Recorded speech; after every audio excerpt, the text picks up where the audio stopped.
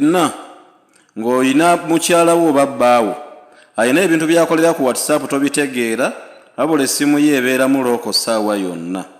Ngenda kulaga osobola otya omanya ebintu ebyo nga ye tategedde nti obirabye.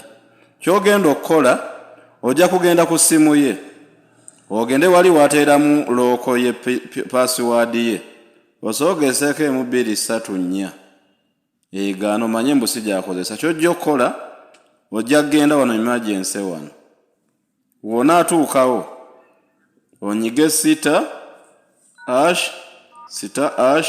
0 ne 8 ne 0 ozeeko *32. Ekyo kigenda kukola ku simu za Tekino zokka nga bba oba mukyala wa alina essimu ya Tekino. Wonyiga *2 osembeeyo #. Wonyiga #, ojja onyige ddene peesa eriteekako lino ezikire.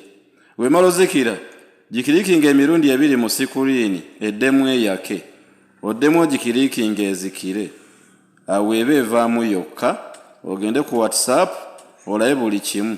Tuyitegeeza mbu password ye eba evuddemu eba mwere naye ng'oyiseeko mpite womala obbiraba zaamu looka eddemu password ye eddemu kiba kimala.